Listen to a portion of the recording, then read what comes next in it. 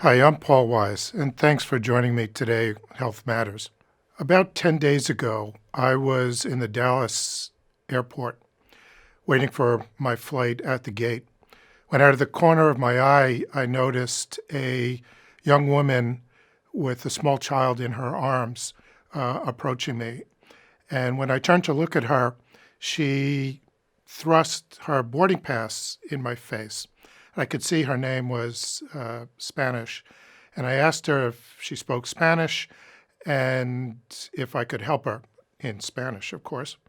She was very relieved, and she just really wanted to know where she could catch her flight because she had never been in an airport before.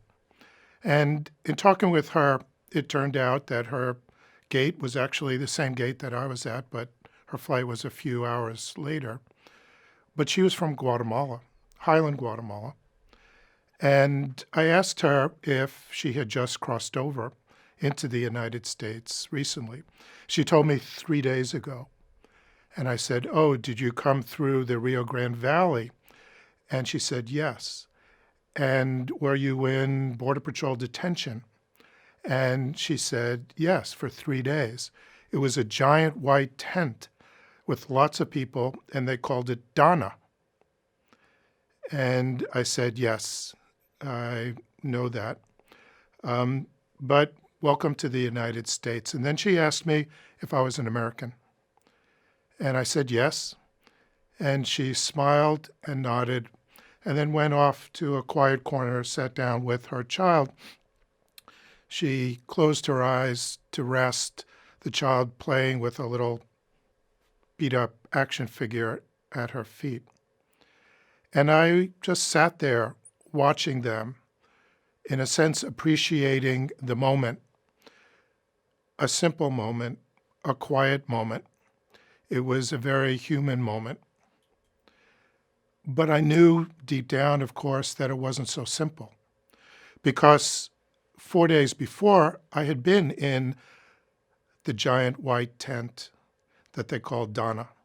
It was the Border Patrol facility labeled the Central Processing Center for families with children and unaccompanied children for the Rio Grande Valley sector of the border, which is by far the busiest sector of the U.S. Mexican border. Because a year and a half ago, I was appointed to the U.S. federal court overseeing the treatment of migrant children in U.S. immigration detention. And I knew very well that the giant white tent facility that they called Donna was the Border Patrol facility in Donna, Texas, which was by far the busiest detention facility on the southwest border for families and unaccompanied children apprehended by Border Patrol. It wasn't simple. It was complicated. And it reminded me of the inherent contradictions that exist in the humanitarian health world.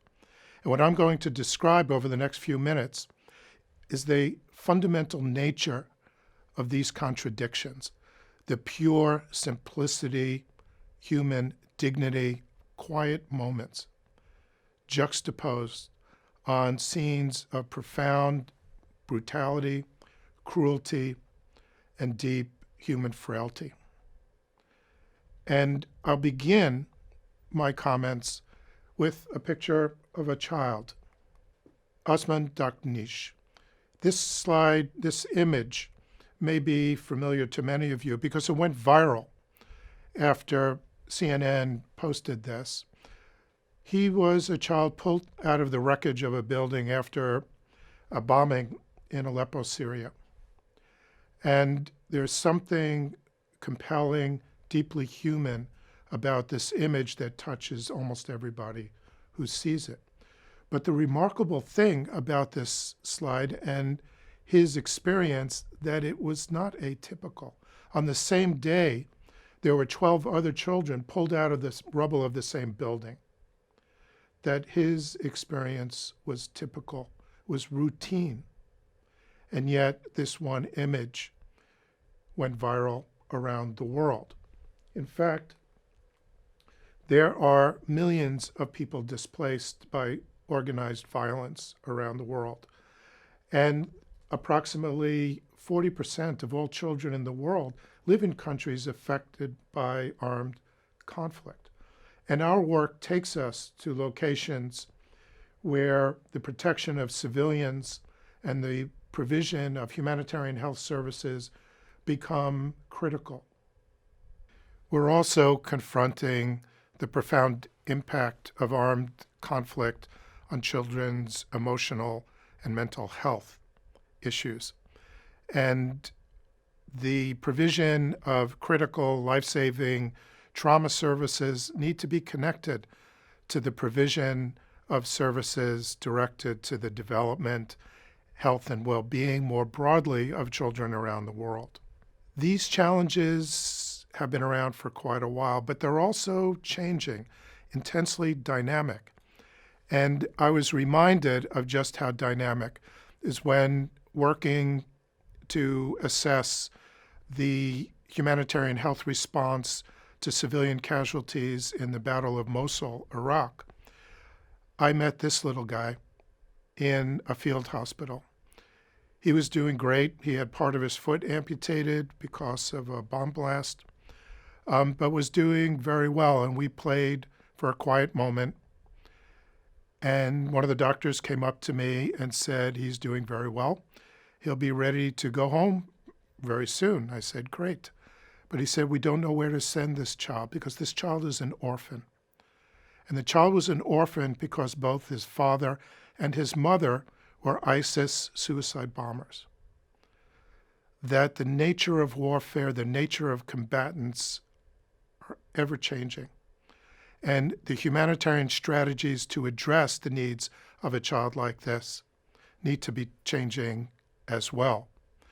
And our efforts in these areas are as an academic, university-based program, working with NGOs, organizations, UN organizations, and the victimized communities themselves to develop new strategies, new approaches to address the health and well-being of women and children in areas of armed conflict and political stability. Now, I want to come back to Donna and what that woman and her child experienced and the complexity of why they were there and why they were released after 3 days. I'm going to talk about the case of migrant children in detention. Well, welcome to Donna, Texas. This is the Border Patrol facility where that woman and child had been detained. And it was erected about a month ago to house what was, in fact, a new influx of unaccompanied children and families with little kids coming across the border. But the story goes back a couple of years to the caravans when migrant communities from primarily Central America came through Mexico and appeared on the U.S. Mexican border, coming across the border, apprehended by Border Patrol in ways that were deeply disturbing for many in the United States. And it became, of course, intensely politically characterized and resulted in what came to be known as the zero tolerance policy of the Trump administration, which basically was an effort to deter families from coming across the border by separating the parent from the child, placing the child into a shelter system within the United States, and placing the parent in criminal proceedings. I'm going to play an audio tape of an encounter in which children were being separated from their parents. It is difficult to listen to, particularly for parents and pediatricians. But it's worthwhile to get a sense of the complexity and the trauma that was involved with this policy. Let's take a listen. ¿De dónde son ustedes? ¿Y tú? Guatemala. No llores. Vas a llegar con... Mira, ella te va a explicar y te va a ayudar. ¿Cierto, Consuelo? Le va a pasar con su consulado, ¿oye? Papá. Papá. Con mi tía por lo menos para que después llegue mi mami. ¿Me puedes abrir alguien cerró la puerta esa? Que me venga a traer mi tía para llevarme a la casa. Ella llama a tu tía si tú tienes número y habla con tu tía. Tengo el número de Ah, pues ahorita ella te ayuda para que hables. Cálmate nada más. No, papá. Voy por aquí, niña. Papá. Cuando saquen la comida, ¿verdad? Ay, no, papá. Para que me venga. Ya voy a llegar yo cuando esté allá. Ya le voy a meter a comer. Papá. Si tiene una celda, me la da, por favor. Ay, no, papá. Si te quieres juntar con ella, se junta aquí, porque voy a tener Ay, no, papá. o me la pone allá mejor. Allá en la orillita. No, papá. Accompanying these audio tapes were images that looked something like this, and media accounts that clearly elevated the trauma that children were likely to encounter when particularly young children were separated like this from their parents. And the pushback from the American people was largely negative and dramatic. And regardless of how you felt about unauthorized immigration, whether you're pro-immigrant, anti-immigrant, the general feeling was this was inappropriate. And what took place was the rescinding of the zero tolerance plan within a couple of weeks once it became public. That policies went back to the way it was before, and people continued to come. And this is a famous image of what came to be known as kids in cages. It was the Central Processing Center, very close to Donna, Texas, using fencing to hold children and families within the Border Patrol detention facility. The problem was that most Border Patrol facilities were built to detain adult Mexican men looking for work. And all of a sudden, Border Patrol was holding tens of thousands of children and families in these facilities. This facility, this CPC, has been shut down for renovation.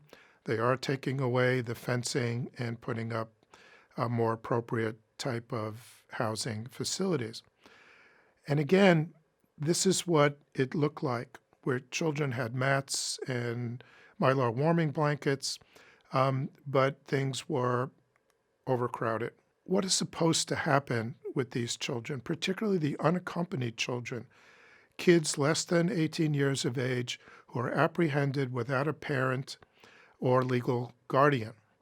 And the way that it's supposed to work looks something like this, that you have CBP, Customs Border Protection, Border Patrol, apprehending and detaining unaccompanied children, but they are supposed to be transferred quickly by law under 72 hours to Health and Human Services Shelter System, what's known as the Office of Refugee Resettlement, or ORR, which is set up to house in more appropriate environments and to begin the reunification with parents or sponsors in the United States to get the kids out of detention. Now, that's the way it's supposed to work. What's compelling the government to develop and implement these systems is what's called the Flores Settlement Agreement. And that was a settlement that, after years of litigation, was signed during the Clinton administration, which provides the requirements for a safe and sanitary set of conditions. And the Flores settlement remains intact, and it is under the jurisdiction of the U.S. federal courts, the federal court that appointed me to provide technical insight into the monitoring of these detention facilities. Now, the ORR our facilities don't look like the Border Patrol facilities. Children are there for much longer periods of time. This may look familiar. This is Casa Padre in Brownsville, Texas. It's an old Walmart.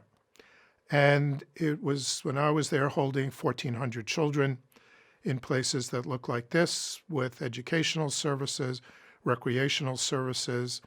In the time of the major influx in 2019, they had to open new centers, 10 cities, like this one in Tornillo, Texas, right along the border, not far from El Paso. People continued to come.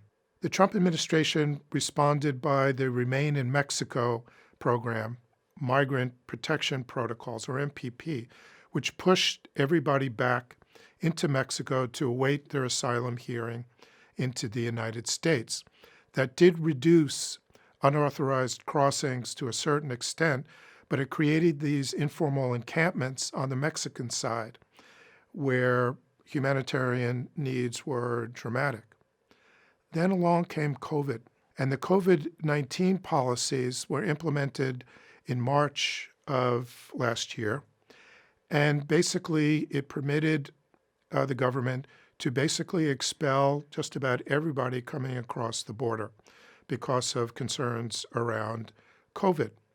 However, there were some changes that took place, and these CDC protocols continue to expel just about all the families. However, the Mexican government basically said, we're not going to take unaccompanied children back. You can't expel them. You're going to have to put them into the ORR shelter system. They also began to say, we're not going to take families with young children back. And so Border Patrol and the U.S. government immigration system had to deal with families with young children. And the families continued to come. And beginning really about 6 months ago, but particularly accelerating over the last 2 months, has been a major influx of particularly unaccompanied children coming across the border and being apprehended by Border Patrol.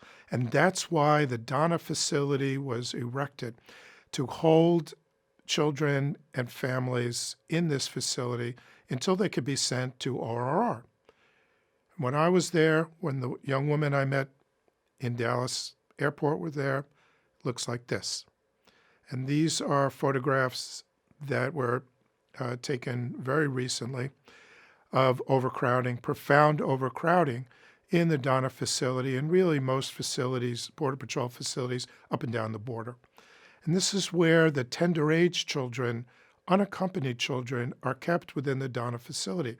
And they have what are called caregivers, basically daycare workers, in the facility, particularly in this location, trying to take good care of these little kids. There's also 24/7 medical in the Donna facility, but clearly everybody, including Border Patrol, feels that these children should be transferred out to ORR very quickly. So why is it so crowded? For one reason is because the influx has been unprecedented. Thousands of kids are coming across each day. And this is the way it's supposed to work. But ORR reached capacity very quickly in this recent influx. They couldn't handle all the kids who required placement in the shelters. That meant that they had to stay in Border Patrol facilities like Donna. And kids, rather than staying there for less than 72 hours, have been staying there for several weeks in those conditions because they have no place else to send them. And in response, the Biden administration has created what's been called these emergency intake sites, taking over convention centers in San Antonio, Dallas, San Diego. There are some that will be put up in military installations, and also these man camps in areas that can handle several hundred kids for a period of time. In response to the emergency that Border Patrol finds itself in with overcrowding in their facilities up and down the border. This has been much of what I've been doing over the last 6 weeks, and why, of course, I was in the Dallas airport. But the human tragedy continues to develop in social media, in the political environment. And when I was there, I went to where the refugees, where the families and unaccompanied kids were crossing the river and walking, looking for Border Patrol to be brought into custody. And I went along this trail, the very same one you see in this picture. And driving along with the Border Patrol, I asked them to stop because of what I saw. And what I saw was a little baby's shoe in the middle of the road.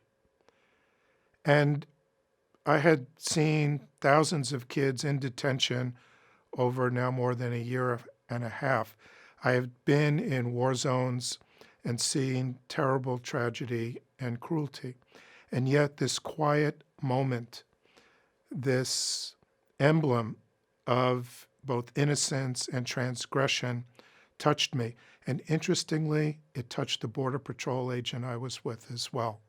I still have that shoe in my office. Now, why do they come? Why do they risk so much coming through Mexico, coming into detention in the United States? This is a graph of violent death rates by country in the world. The most dangerous place in the world is Syria. But number 2, Honduras, Salvador, Venezuela. The most dangerous city in the world is Caracas. Guatemala is moved up on the list as well. That Central America is among the most dangerous places in the world for families to live. That children experience scenes like this all the time. Exploitation, sexual predation, extortion, violence, and murder characterizes daily life in these areas.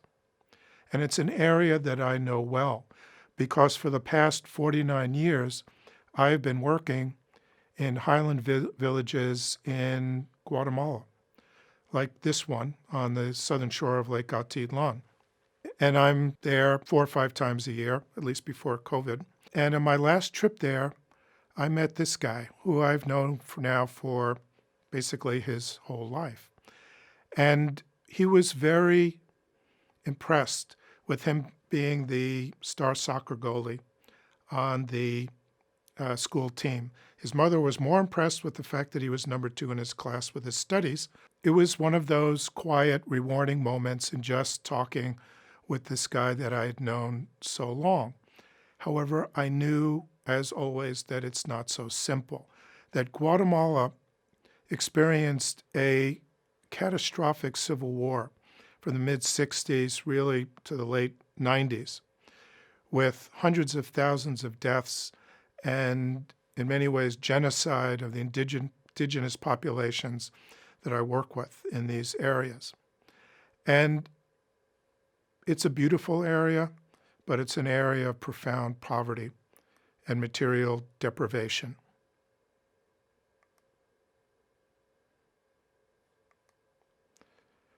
These are the places, the towns that the people coming across the border are fleeing from. And our experience there has been not only to bear witness to the poverty and violence that can occur in these areas, but to try to do something about it. And Stanford has worked collaboratively with local communities to put together a community health worker program, which trains local villagers to provide basic public health and therapeutic medical services. And this was a recent visit to the community health workers, where we had an end-of-year celebration. And their role has grown over the past 10 years to provide basic medical services for their communities as volunteers, serving their communities to improve the health and well-being of the people that they live among. Here, providing palliative care for a woman in the terminal phases of cervical cancer, and more recently, dealing with the great threat of COVID-19. We have some information on how impactful this work has been, with a particular focus on child nutrition. The question is this child malnourished? He's not happy, but it's sort of hard to know. You need to plot these children on growth curves, and their weight for age and height for age will tell you if they're stunted, if they're growing well, or if they're really falling dramatically behind. And this is what significant malnutrition looks like in a young baby. This is what it looks like in a somewhat older child. So the community health workers and Stanford have developed a surveillance program that heights and weighs every child in these communities every 2 months. Now, 22 communities, more than 1,500 children in the program at any one time. There are educational programs, food supplementation programs associated with identifying the kids who are running into trouble. One issue has been that graphing all of these kids on paper can be complicated, particularly for community health workers who really had never seen a graph before because they've only had limited education. And so computer science students and faculty from Stanford came down to work with us to develop automated mobile systems to facilitate and support the really remarkable work of the community health workers. And these are computer science students. And the guy in the middle there, Alejandro Chavez, once he graduated, came back to work with us and lived in these villages for 4 years, working with the community health workers to develop systems that we knew were attentive and responsive to their needs.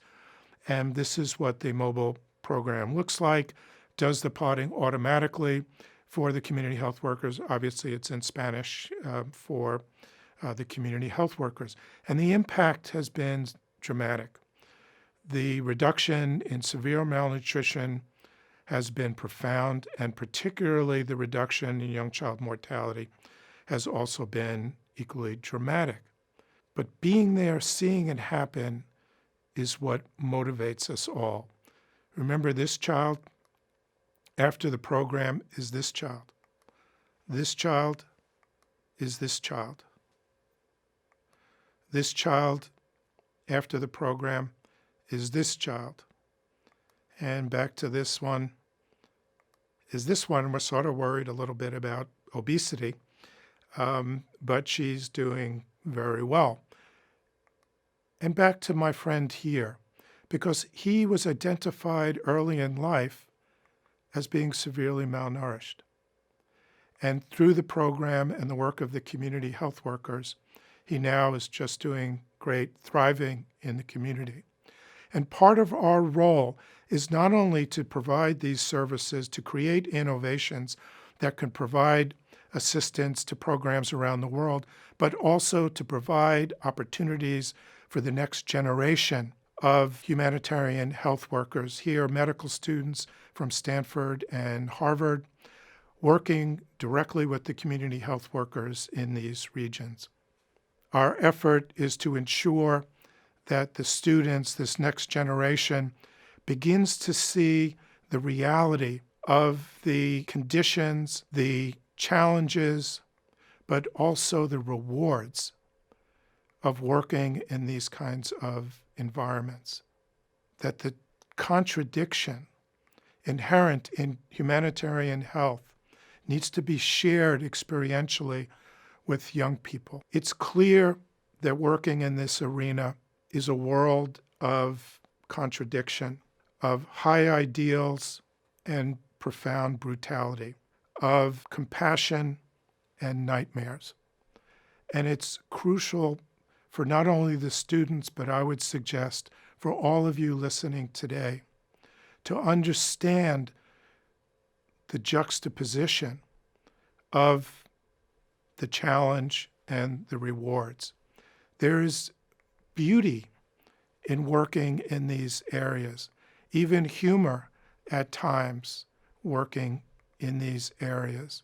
But at the same time, it's critical that we recognize the profound humanitarian challenges that exist, that change, evolve, and confront us in some of the most violent and poorest communities in the world.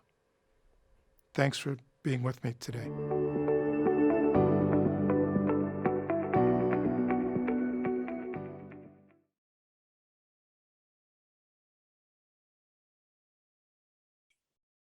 Hi, everybody. I'm going to go ahead and get started and welcome you all to the question and answer session with Dr. Paul Weiss. I'm Renee LeBlanc, part of the Health Matters team here at Stanford Medicine, and I'm here with Dr. Weiss. Paul, thank you so much for a very eye-opening and informative talk. I'd like to ask our viewers, if you have any questions you'd like Paul to answer, please use the Q&A box on the Zoom toolbar, and we'll try to get to as many as we can in the next 25 minutes. And there's already plenty of questions coming in, so Dr. Weiss, I'm just going to get right started. But first, I thought I'd ask about this beautiful background you have. Well, thanks, Renee. It's a pleasure to be here. This is Lake Atitlan in the highlands of Guatemala. And this is the area that I've had the privilege of working in really for almost 50 years. This is what I wake up to every morning when I'm working in Guatemala with my colleagues there. That's beautiful. I'm going to turn to some of our questions. Dr. Weiss, can you shed any light on the current status of those children who were separated from their families under the zero tolerance policy at the border? Sure. The zero tolerance policy was instituted primarily secretly in the fall of 2017, and then was announced publicly and extended to the full southwest border the spring of 2018. It generated a lot of political discussion and pushback, and therefore it was rescinded several weeks after the public announcement. But over that time period, there were approximately 6,000 to 7,000 children who were separated from the parents once they were apprehended coming across the border. Since that time, parents are not routinely separated from their children at the border. They are kept together, except for certain peculiar situations that the parent has a criminal record or deemed unsafe for the child. Could be a separation.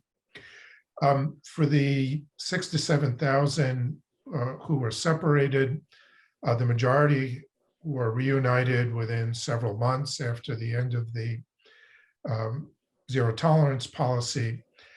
But there remain approximately 1,000 children who remain separated. The reasons for the continued separation are complex and diverse, but there has been an effort over the last several months by the Biden administration to overcome whatever legal barriers or other types of barriers exist to reunification. It gets complicated. Some of the children are in the United States with foster parents or in community homes. And the idea is to bring the parents from their home countries for reunification, but there are legal hurdles, complexities, but there is a renewed commitment to try to reunite all the separated children sometime over the next few months. Thank you. And right now, is there COVID testing and vaccination happening for families being held at the border?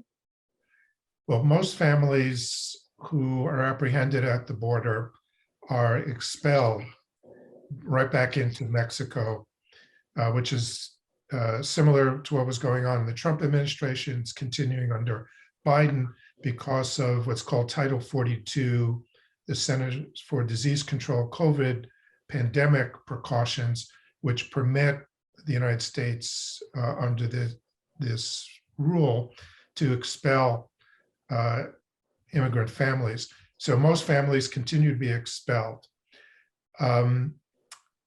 there's no COVID testing done.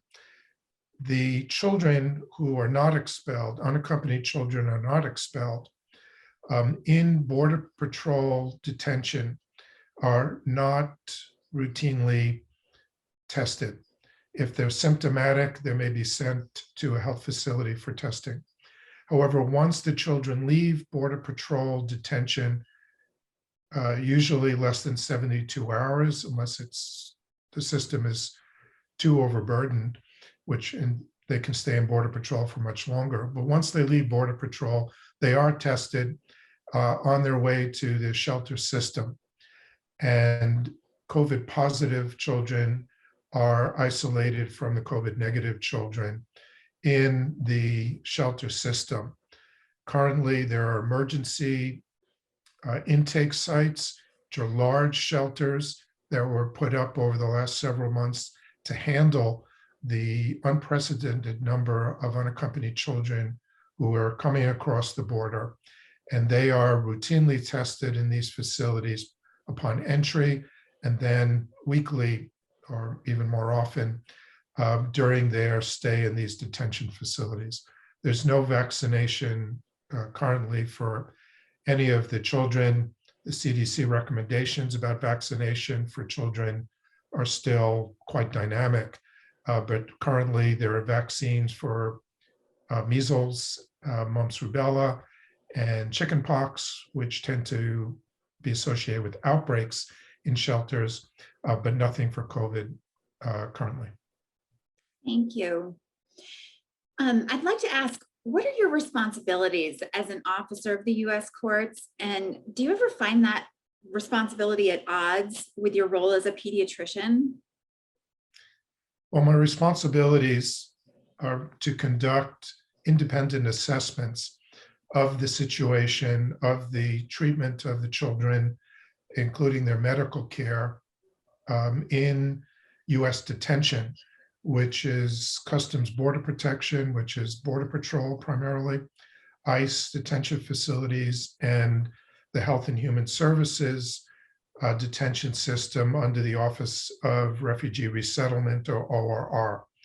And I make these independent assessments and monitor the situations and report to the court my findings, recommendations, and my recommendations to the agencies about how to improve the services, any real risks that I see or perceive, and work with those agencies to improve the situation, to address any violations.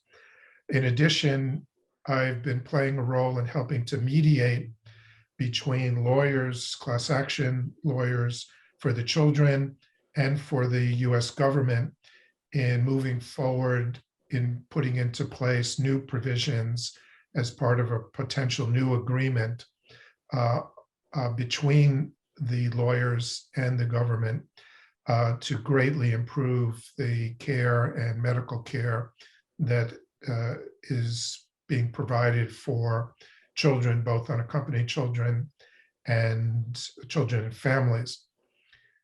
There are at times frustrations in this role because there are constraints, particularly utilizing the legal procedures that have been put into place to deal with concerns or observation assessments or recommendations that I've made, including not being fully able to speak out publicly about things that are sealed by the court, confidential.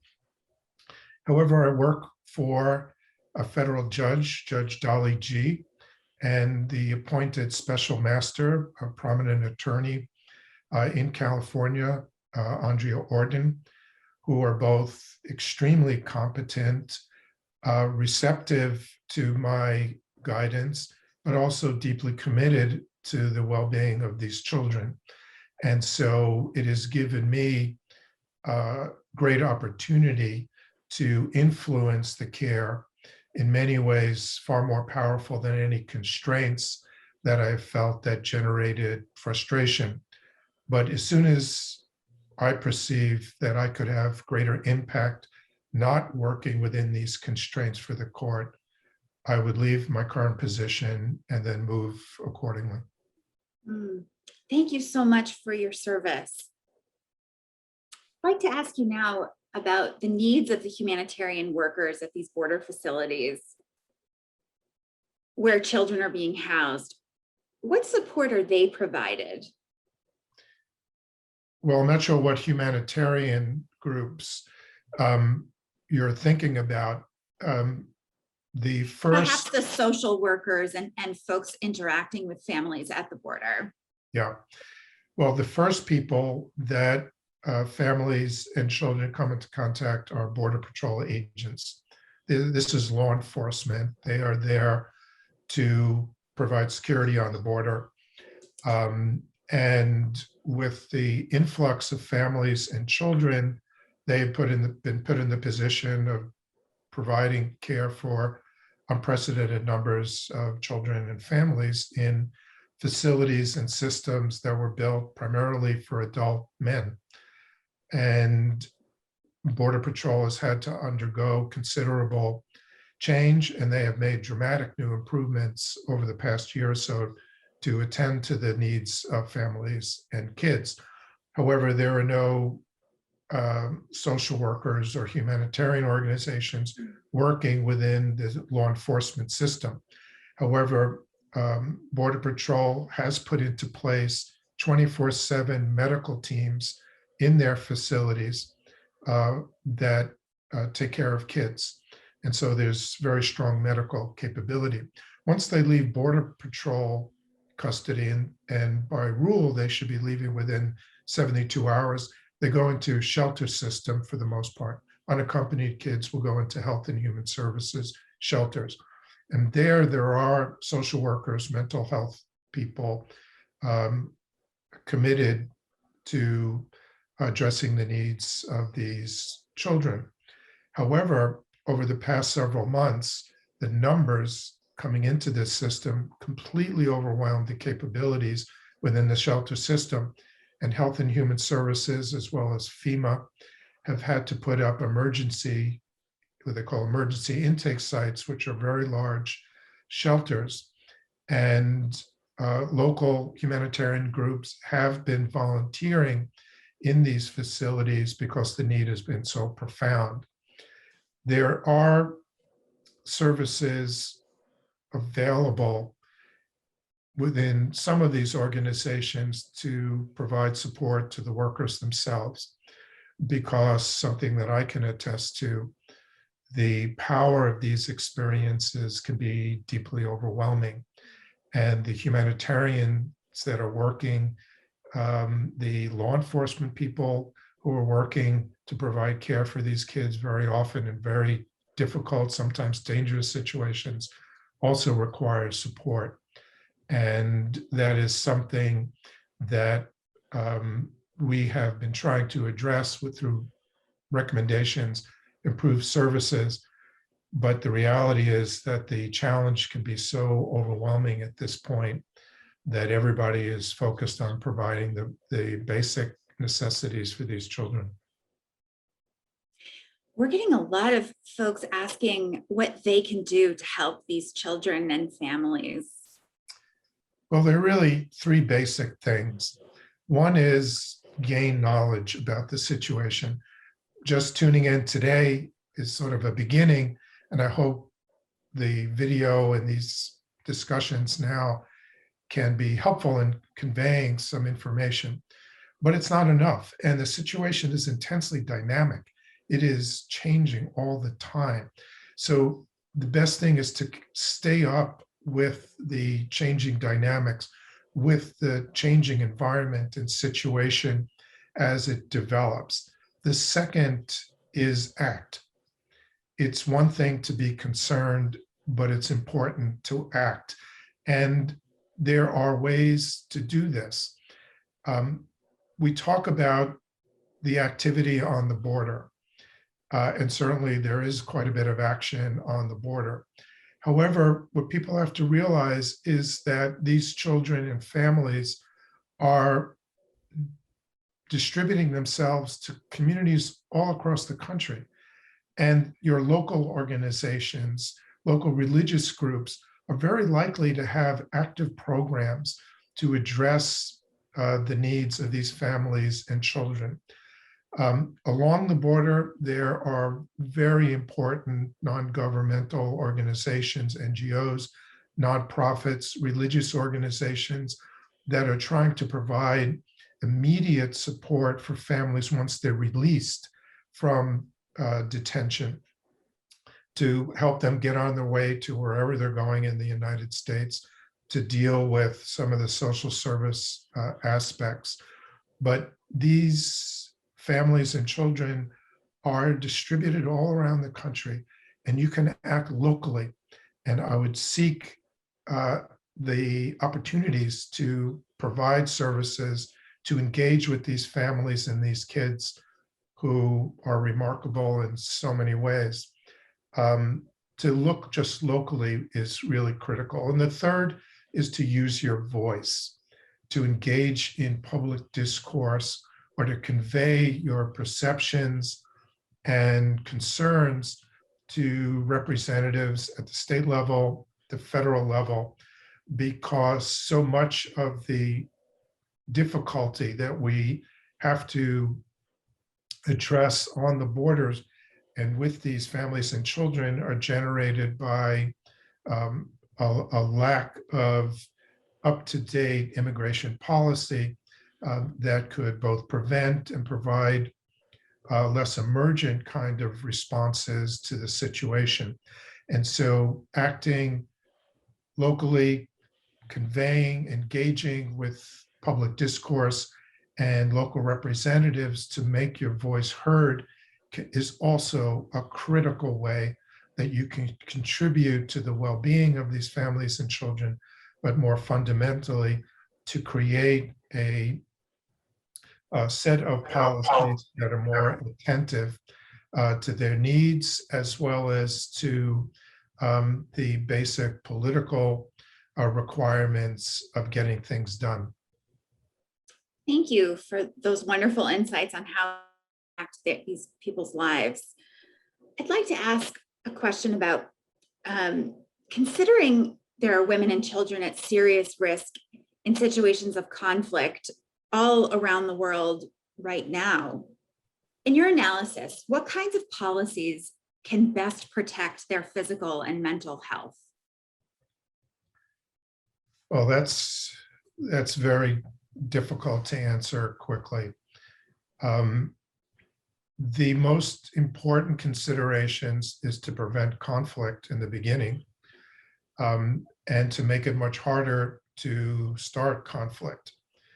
Second, when conflict does erupt, to have norms of protection that are effective in protecting non-combatants from harm.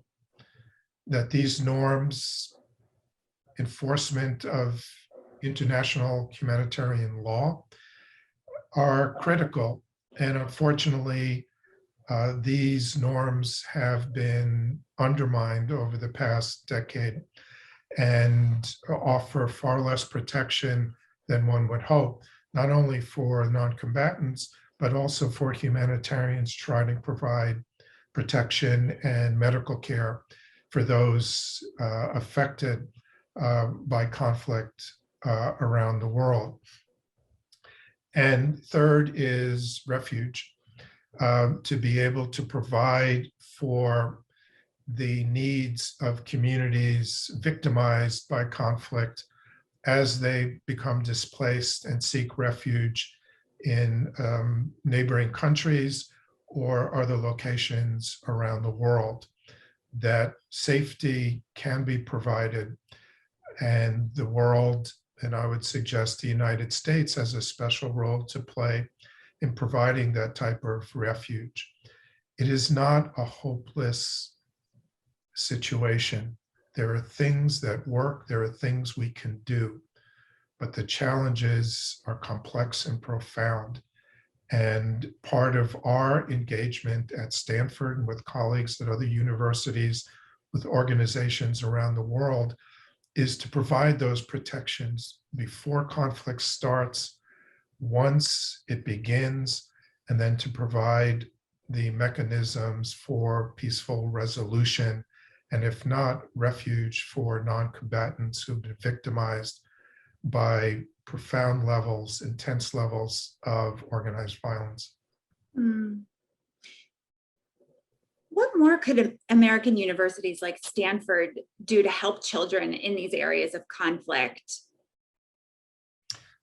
Well, first is to facilitate engagement with organizations that are local or regional that have a strong presence in these areas. Some can be international organizations like Doctors Without Borders, UN agencies, but also local groups in these areas have enormous capabilities and leadership capabilities, and universities can engage directly with these groups to effectively but safely provide expertise and support for those activities. Second is we are educators.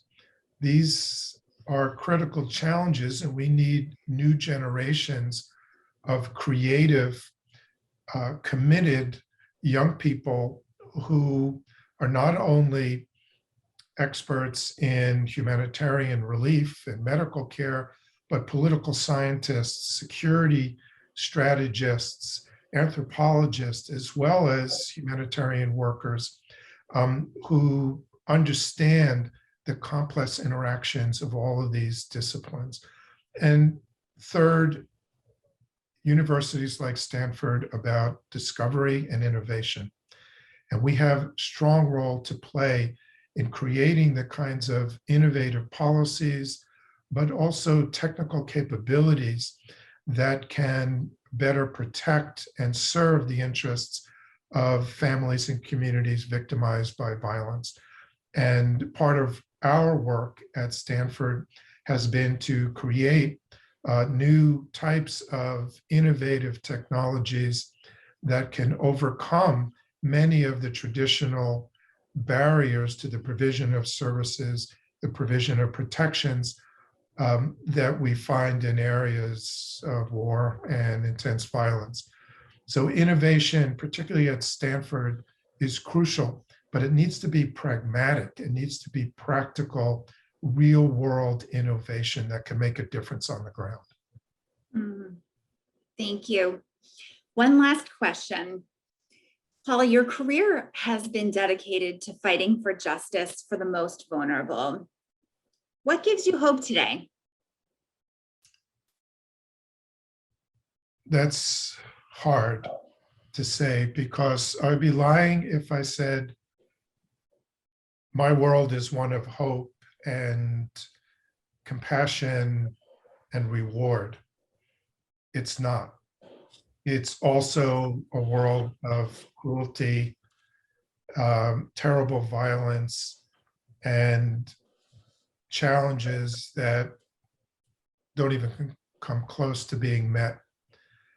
And the hope at some level is really about living with the fact that these contradictions go unreconciled. There's no easy balance, there's no numbness, there's no protection for people who work in this area. The hope comes from working with the people themselves on the ground. The rewards come from working with the people in the real world. But also, there's always risk of personal damage. There's always a sense of being vulnerable to what you see around you. So the hope is real, but it's also tempered with the reality of the challenges and the ability to form solidarity with local and global groups, which gives you strength, but also to go into every day with a kind of vulnerability that you just can't run away from. It's a vulnerability that comes by working in these areas, but at the same time, from the commitment to, in some small measure, to change the world. Well, thank you so much for spending time with us today and for your incredible empathy and the dedication that you bring to this work. We're so grateful. Thank you, Renee, and thanks for this opportunity. Thank you so much for joining us, and be well.